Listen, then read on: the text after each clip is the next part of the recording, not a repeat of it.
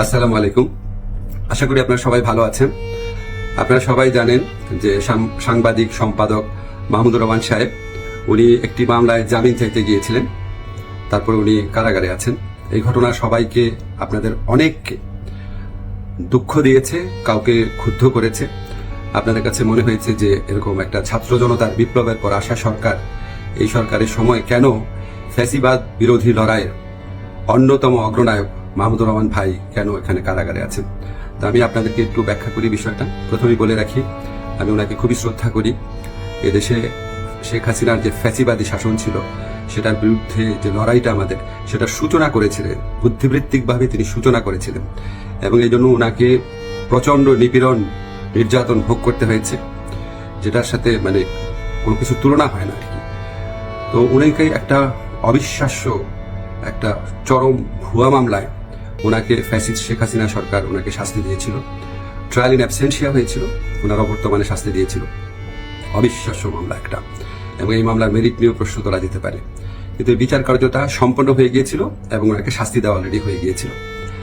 তো উনি যখন এখানে আপনার বাংলাদেশে আসলেন, আসার আগে কিছুদিন আগে ওনার স্ত্রী, আমাদের শ্রদ্ধেয় ভাবি, ওনার বিরুদ্ধেও একটা অত্যন্ত অগ্রহণযোগ্য ভিত্তিহীন মামলা করা হয়েছিল। তো উনি সেই মামলাতে সাজা স্থগিত করে আপিল করার জন্য আবেদন করেছিলেন। এই আবেদন কিন্তু আইন মন্ত্রণালয় অর্থাৎ আমার কাছে আসে না, এটা যায় স্বরাষ্ট্র মন্ত্রণালয়ের কাছে। স্বরাষ্ট্র মন্ত্রণালয় যখন আমাদের অভিমত চেয়েছে, আমরা ইতিবাচকভাবে এটা দেখার জন্য জোর সুপারিশ করেছি। আমাদের এই সুপারিশের ভিত্তিতে মাহমুদুর রহমান ভাইয়ের স্ত্রীর সাজা স্থগিত করে ওনাকে আপিল করার সুযোগ দেওয়া হয়। মাহমুদুর রহমান ভাই যেই মামলায় শাস্তি পেয়ে আজকে জেলে আছেন, এক্স্যাক্টলি এই মামলায় আরেকজন বরেণ্য সাংবাদিক শফিক রহমান, উনারও সাজা হয়েছিল।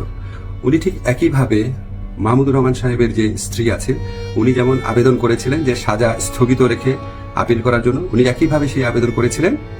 আমাদের আইন মন্ত্রণালয়ের মতামতের ভিত্তিতে শফিক রহমান সাহেবেরও সাজা স্থগিত করে ওনাকে মুক্ত মানুষ হিসাবে আপিল করার জন্য ওনার যে আবেদনটা ছিল সেটা অ্যাপ্রুভ করা হয়।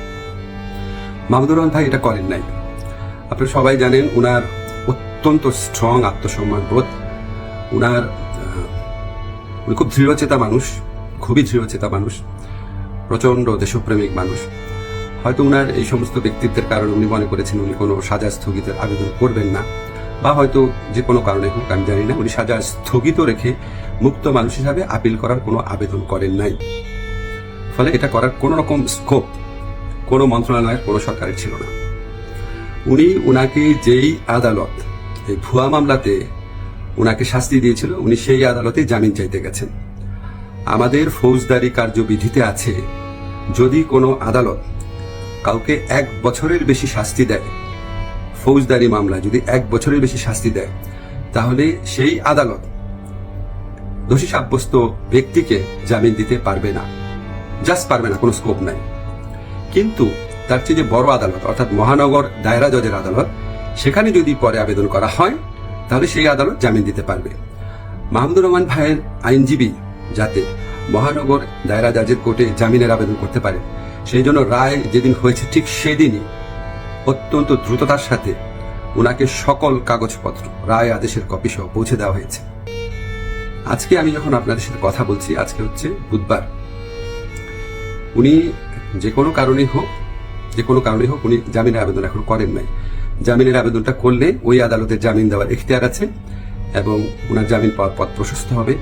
উনি মুক্তভাবে ওনার যে দেশপ্রেম থেকে, দায়িত্ববোধ থেকে, উনি ওনার সাংবাদিক হোক বা বুদ্ধিজীবী হোক বা ওপিনিয়ন মেকার হোক, উনি ওনার ভূমিকা পালন করতে পারবেন অচিরে, সে প্রত্যাশা করছি। আমি শুধু আপনাদেরকে একটা জিনিস একটু বোঝার জন্য অনুরোধ করছি। আমি আইন মন্ত্রণালয়ের দায়িত্ব পাওয়ার পর মাহমুদুর রহমান ভাইয়ের স্ত্রী ও সাংবাদিক শফিক রহমান, ওনারা যখনই আবেদন করেছেন সাজা স্থগিত করার, সেই আবেদনে আমাদের মতামতের ভিত্তিতে ওনাদের সাজা স্থগিত করা হয়েছে। মাহমুদুর রহমান ভাই এই আবেদন করলে অবশ্যই আইন মন্ত্রণালয় থেকে ওনার সাজা স্থগিতের জন্য আমরা সুপারিশ করতাম। আমরা সেই সুযোগ পাই নাই, এখানে আমাদের কিছু করার ছিল না। আমরা মনে করি যে মাহমুদুর রহমান ভাই উনি যত তাড়াতাড়ি, আমরা বলতে আমি নিজের কথা বলছি, যত তাড়াতাড়ি মুক্ত হয়ে আমাদের এই দেশ করার যুদ্ধে ওনার জায়গা থেকে নেতৃত্ব দিবেন, তত এটা দেশের জন্য মঙ্গলজনক। আমি আশা করব খুব দ্রুত ওনার জামিনের আবেদন করা হবে, যাতে ওনার জামিনের পথ প্রশস্ত হয়। সবাইকে ধন্যবাদ, ভালো থাকবেন।